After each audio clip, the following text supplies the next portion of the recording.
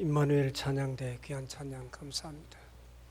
우리가 이 땅 위에 살면서 하나님의 기쁨이 되어야 되는데 우리가 어떻게 할 때 하나님께서 기뻐하시겠습니까?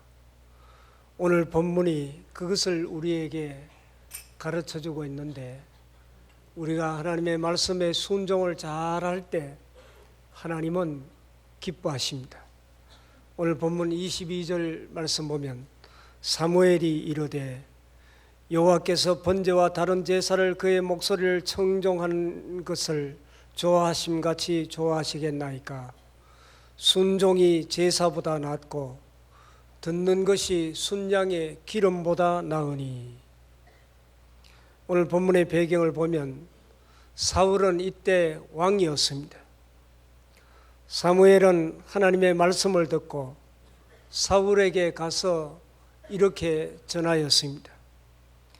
이스라엘 백성들이 애굽에서 나올 때 아말렉이 이스라엘을 대적한 일 때문에 하나님께서 아말렉을 벌하기로 작정하셨으니 지금 가서 아말렉을 쳐서 아이를 비롯한 모든 사람과 짐승을 다 죽이라고 했습니다.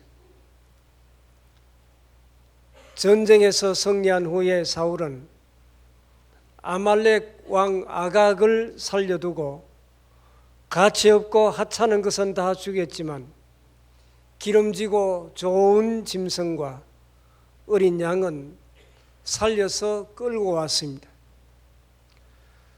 그때 사무엘이 왕에게 묻습니다.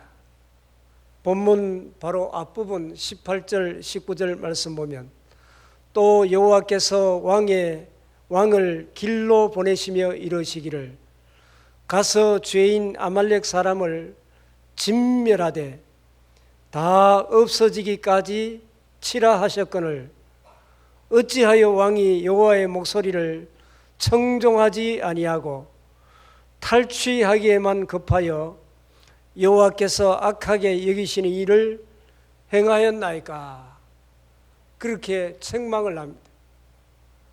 그때 사울이 대답합니다. 나는 다 죽이고 싶었지만은 백성들이 좋은 짐승을 가져다가 하나님께 제사를 드리자고 해서 양과 소를 끌어왔다고 그렇게 이야기를 합니다. 얼핏 들으면 사울의 말이 맞는 것 같습니다. 살찐 짐승을 그냥 다 죽이려고 하니 얼마나 아까웠겠습니까? 하나님께 드리는 제물로서도 되고 전리품이니 군인들에게 나누어 주면 얼마나 사기가 올라가겠습니까? 그러나 하나님께서 원하시는 것은 그것이 아니었습니다. 나는 그 좋은 짐승으로 드리는 제사보다 내 말에 순종하는 것이 더 좋다고 하나님께서 말씀하셨습니다. 이 이야기를 들으면 또 한 사람 생각나는 사람이 있습니다. 여호수아 7장에 나오는 아간입니다. 여호수아는 여리고 성을 함락시키기 전에 말합니다. 기생 라합과 그 집에 동거하는 모든 사람은 죽이지 말고 살려두라고 명령합니다. 그리고 은과 금 같은 귀중품은 여호와께 다 바쳐라. 그 외 짐승과 사람은 다 죽이라고 명령합니다. 아간은 하나님께 바칠 물건들이 탐이 나서 외투 한 벌과 은 200세겔, 금 50세겔을 자기 장막에 감추었습니다. 이 아간의 범죄 때문에 이스라엘은 아이성 전투에서 크게 패하고 백성들이 낭망하게 됩니다. 하나님은 우리가 순종할 때 기뻐하십니다. 우리는 하나님의 기쁨을 위하여 살아야 할 것입니다. 순종이 뭡니까? 그 의미를 잘 알아야 말씀을 우리의 삶 속에 적용할 수가 있습니다. 시편 91편 1절 말씀 보면 지존자의 은밀한 곳에 거주하며 전능자의 그늘 아래 사는 자여. 지존자의 은밀한 곳, 전능자의 그늘, 얼마나 좋은 말씀입니까? 이 하나님의 날개 아래 거한다는 말은 하나님의 말씀이 머문 곳에 나도 그 자리에 머문다는 뜻입니다. 하나님의 말씀에 철저하게 순종할 때 우리는 하나님의 보호를 받게 된다는 것입니다. 2절 말씀을 계속 보면 나는 여호와를 향하여 말하기를 그는 나의 피난처요 나의 요새요 내가 의뢰하는 하나님이라 하리니. 순종이란 주님의 날개 아래 거하는 것을 말합니다. 주님의 날개 아래 거하는 것은 내가 선택하는 것입니다. 비 오는 밤에 내가 비를 막기 위하여 밖에 나갈 수도 있는 것입니다. 우리가 주님의 날개 아래에서 뛰쳐나가면 주님의 권세 아래서 피하여 밖으로 뛰쳐나가면 어떤 일이 나겠습니까? 주님은 더 이상 우리를 보호하지 않습니다. 오늘날 세상은 말할 것도 없고 우리 믿는 사람조차도 하나님의 말씀을 기준으로 삼지 않고 살아가는 성도들이 많습니다.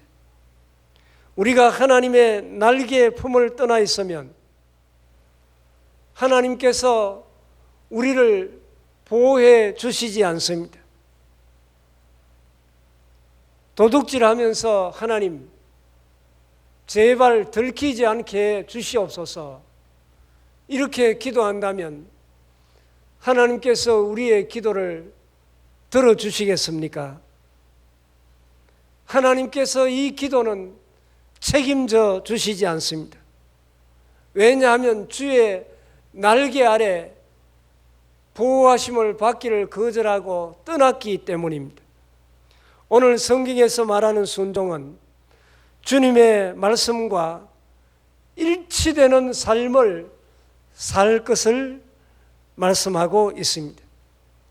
혹시라도 말씀에서 이탈한 삶을 살았다면 오늘 이 예배를 통해서 주님의 품으로 돌아올 수 있기를 바랍니다.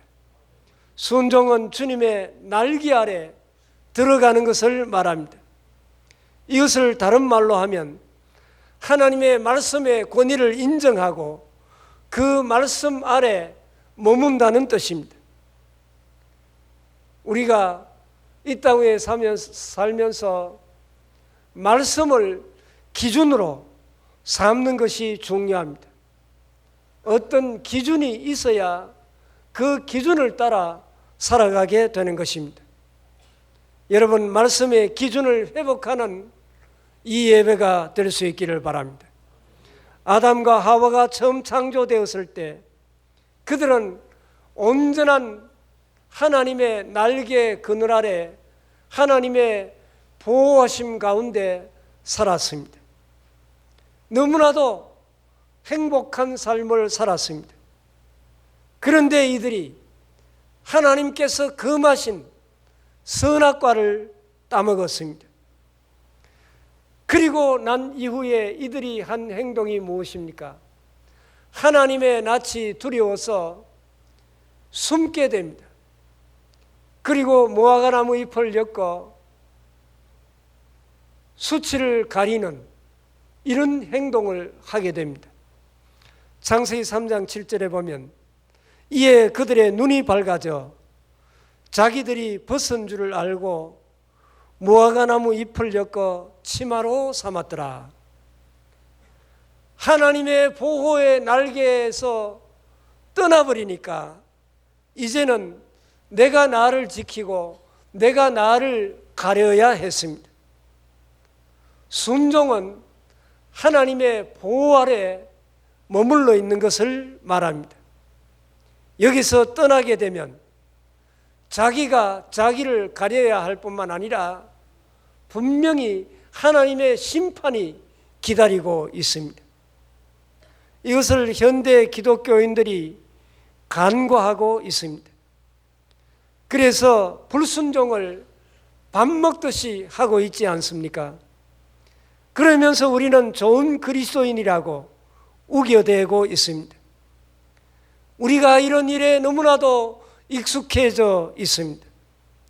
순종이란 하나님의 말씀을 내 인생의 기준으로 삼으리라 그렇게 결단하고 나아가는 것입니다. 이것이 순종의 시작입니다. 그때 우리는 하나님의 날개 아래 보호를 받게 되는 것입니다. 왜 동성애를 반대해야 됩니까? 하나님의 말씀이 이것을 거부하기 때문입니다. 우리는 다 불완전합니다.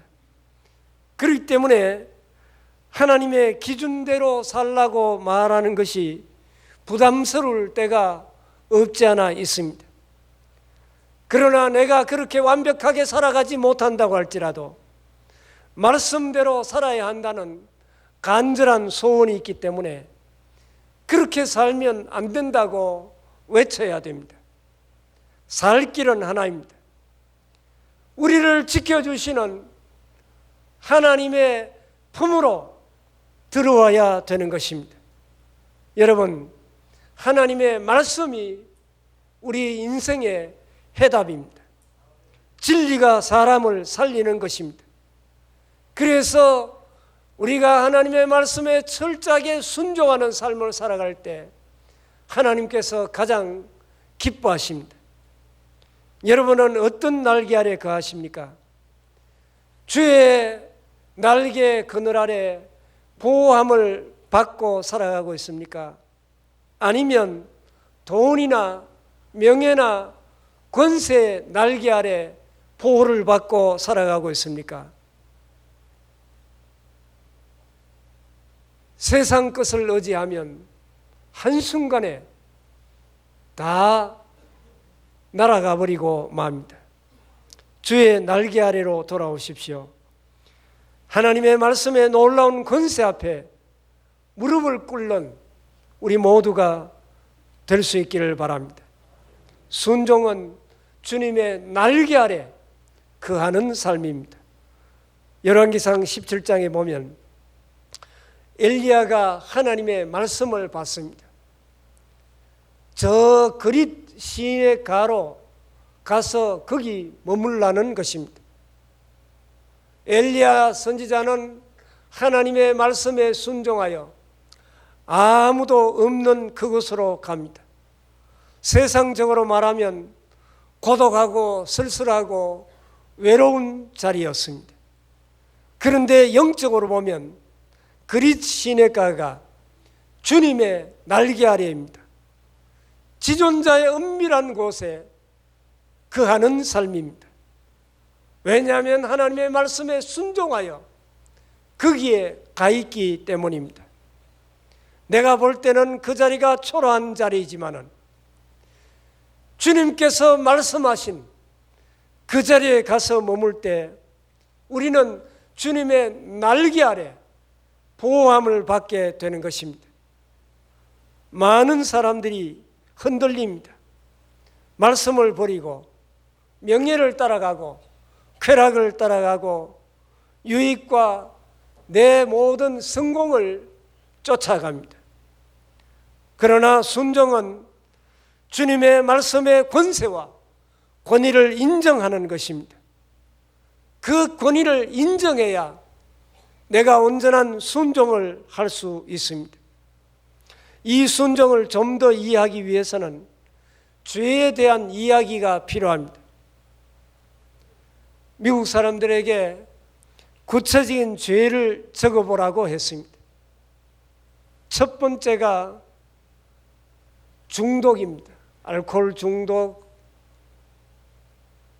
니코틴, 마약, 게임, 쾌락, 이런 중독에 빠져 있다는 것입니다.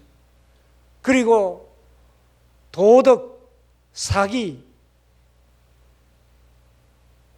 이런 죄를 지적하고 있습니다. 이런 것들을 우리 현대인들의 생활 속에 경험하면서 죄악의 길로 걸어가고 있습니다. 그런데 성경에서 말하는 죄의 개념은 다릅니다. 아담 한 사람이 범죄함으로 말미암아 죄가 이 땅 위에 들어와서 죽음의 심판을 받게 되는 것입니다. 둘째 아담인 예수님이 이 땅 위에 오셔서 인간의 모든 죄를 짊어지고 십자가에 달려 대신 죽어주심으로 말미암아 주님의 그 구원의 은혜를 믿음으로 우리는 생명을 얻고 구원을 얻었습니다. 그런데 여러분 잘 생각해 보십시오. 아담은 억울한 심판을 받았습니다. 현대인의 관점으로 보면 아담은 다른 사람을 해하지도 않았고 어떤 사기를 친 적도 없습니다. 단지 아담은 하나님의 말씀에 불순종한 결과 온갖 죄와 사망의 그늘에 놓이게 된 것입니다. 우리가 생각하는 죄의 개념으로 보면 단지 하나님의 말씀에 불순종한 것밖에 없습니다. 그러나 성경은 불순종이 하나님의 심판을 받기에 넉넉한 죄라는 것입니다. 성경이 말하고 있는 죄의 개념을 이해하지 못하면 우리의 기준은 쉽게 무너져 버리고 맙니다. 불순종이 죽음에 이르는 죄입니다. 그런데 우리는 하나님의 말씀에 순종하지 못하고 늘 불순종하며 살아가고 있지 않습니까? 오늘 본문으로 다시 돌아옵니다. 본문 22절 23절을 다시 한번 보시기 바랍니다. 사무엘이 이르되 여호와께서 번제와 다른 제사를 그의 목소리를 청종하는 것을 좋아하심같이 좋아하시겠나이까? 순종이 제사보다 낫고 듣는 것이 순양의 기름보다 나으니 이는 거역하는 것은 점치는 죄와 같고 완고한 것은 사신 우상에게 절하는 죄와 같음이라.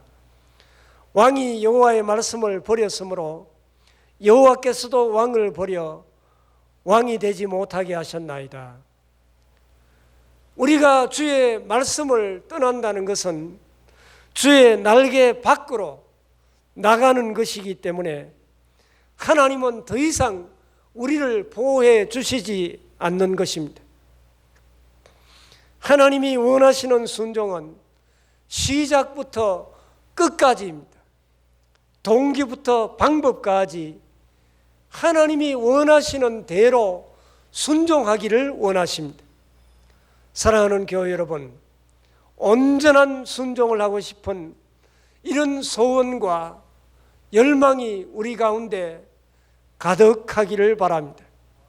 형식적으로 예배하는 사람은 하나님을 사랑하는 진정한 마음이 없는 사람입니다. 신앙을 거래처럼 합니다. 예배 드리러 나올 때 왜 예배가 저렇게 빨리 끝나지 않나 하면서 딴 생각을 하고 다른 데 관심을 집중하고 있습니다. 하나님, 이번 주에 하나님 앞에 나와 예배드리 있으니 내게 복을 주셔야 합니다. 나에게 은혜를 주셔야 됩니다. 주님과 신앙을 거래합니다. 신앙은 거래가 아닙니다. 순종은 하나님을 사랑하는 데서부터 나오게 됩니다. 요한복음 14장 21절 말씀 보면 나의 계명을 지키는 자라야 나를 사랑하는 자니 나를 사랑하는 자는 내 아버지께 사랑을 받을 것이요 나도 그를 사랑하여 그에게 나를 나타내리라. 하나님의 계명을 받아 그 말씀을 지키는 사람이 진정 주님을 사랑하는 사람입니다. 어떤 일을 할 때 사랑이 담겨 있느냐, 사랑이 없느냐 하는 것은 많은 차이가 있습니다. 식당에 가서 서빙을 하는 사람 보면 주인과 일꾼의 그 섬김의 태도가 완전히 다릅니다. 순종은 거래가 아닙니다. 하나님이 나를 생명을 버리기까지 사랑하고 계신다는 것을 믿고 그분을 신뢰하고 그분의 말씀이라면 무엇이든지 내가 순종하리라 하는 그런 결단이 있어야 됩니다. 순종은 하나님을 사랑하는 사랑에서 나와야 되는 것입니다. 순종은 주님의 절대적인 사랑을 신뢰하는 것임을 믿으시기 바랍니다. 하나님이 나를 사랑하신다는 것을 믿어야만 그분의 말씀에 순종할 수 있는 것입니다. 하나님께서 아브라함에게 100세에 낳은 아들 독자 이삭을 저 모리아 산으로 데리고 가서 번제로 드리라 그렇게 명령했을 때 아브라함은 하나님의 명령을 받고 누구에게 상의하거나 혹은 고민하거나 주저하지 않고 즉각 결단을 하고 순종합니다. 왜냐하면 히브리서 11장에 보면 하나님께서는 아들 이삭을 죽여도 다시 살리실 줄 확신하였기 때문에 하나님의 명령에 절대적으로 순종하였던 것입니다. 순종은 주님의 날개 아래 거하는 것이고 순종은 하나님이 나를 완벽하게 사랑하시고 하나님께서 선하시다는 것을 전적으로 믿는 것입니다. 그래야 그분의 말씀을 전적으로 신뢰하고 따라갈 수 있는 것입니다. 주님의 말씀은 생명입니다. 순종은 주님을 사랑하는 그 사랑에서 나오는 것입니다. 주님을 사랑하면 우리는 힘들고 어려워도 얼마든지 버티고 그 주님의 말씀에 순종할 수 있는 것입니다. 순종은 쉬운 길을 택하는 것이 아니라 바른 길을 가는 것입니다. 비록 힘들고 어려워도 주님께서 말씀하셨기 때문에 묵묵히 그 길을 걸어가는 것입니다. 마지막으로 순종의 모델은 예수님이십니다. 우리는 예수님에게서 순종의 본을 보아야 됩니다. 예수님은 순종하기 위하여 하나님 앞에 매달려 기도하는 그런 모습을 볼 수가 있습니다. 예수님도 순종하기 위하여 십자가를 지기 전에 겟세마네 동산에서 아버지, 할 수만 있으면 이 잔을 내게서 옮겨 주십시오. 그러나 나의 원대로 마옵시고 아버지의 원대로 하옵소서 그렇게 기도했습니다.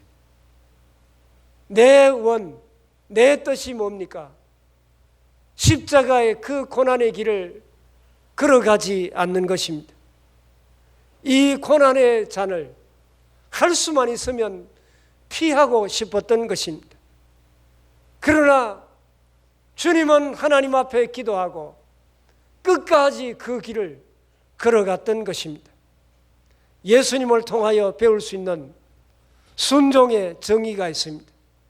순종은 내 욕심, 내 영광을 포기하고 주님의 영광을 선택하고 그 길을 걸어가는 것입니다. 크리스찬 리더십이라는 잡지에 이런 이야기가 나온 적이 있습니다. 현대인의 우상은 돈이다. 현대인의 우상은 돈이라는 것입니다. 그리고 또 하나는 사람이라고 합니다. 예수 믿는 사람들이 자신의 유익과 자신의 영광을 위하여 살고 있기 때문에 자신이 사람이 우상이 되어버리고 말았다는 것입니다. 그런데 예수님은 순종의 본을 우리에게 보여주셨습니다. 내 영광을 버리고 하나님의 영광을 끝까지 선택한 것입니다. 순종은 결단입니다. 순종이라는 단어의 정의는 첫 번째가 듣는 것입니다. 그리고 두 번째는 반응하는 것입니다. 여러분, 순종을 강화하려면 은혜를 통과해야 됩니다. 은혜를 받으면 받을수록 순종하고 싶은 그런 마음이 속에서 불릴 듯 일어나게 되는 것입니다. 말씀 중에, 기도 중에, 예배 중에 주님의 은혜 아래 깊이 들어가게 되어지면 더욱더 주님을 사랑하게 되고 주님께서 하신 그 말씀에 끝까지 순종하기로 결단하고 그 길을 걸어가게 되는 것입니다. 사랑하는 교회 여러분, 항상 주님의 은혜 아래 머물러 있기를 바랍니다. 전도서에 보면 하나님을 경외하고 그 명령을 지키는 것이 사람의 본분이라 이렇게 분명히 말씀하고 있습니다. 우리는 한 주간 동안 철저하게 은혜 아래 살리라, 주님의 말씀에 순종하며 살리라, 더욱더 주님을 사랑하며 살아가리라 마음에 결단하고 순종하는 삶을 통해서 하나님의 날개의 그늘 아래 보호함을 받으며 날마다 승리하며 살아가는 우리 모두의 삶이 될 수 있기를 바랍니다. 아버지 하나님, 감사합니다. 저희들이 주님의 날개의 그늘 아래 보호함을 받으며 살아가게 하여 주시옵소서. 하나님의 말씀의 권위를 인정하고 그 말씀에 철저하게 순종하는 삶을 살아갈 수 있도록 저희들에게 은혜를 더하여 주시옵소서. 하나님의 말씀이 생명임을 알고 그 말씀을 우리의 인생의 기준으로 삼아 흔들리는 이 세대 속에서 견고하게 서서 조금도 넘어지지 않는 저희들이 되게 하여 주시고 이 어두운 세상에 빛과 소금의 사명을 잘 감당하여 하나님의 영광을 크게 드러낼 수 있는 우리 모두의 삶이 되게 도와 주옵소서. 예수님 이름으로 기도하옵나이다. 아멘.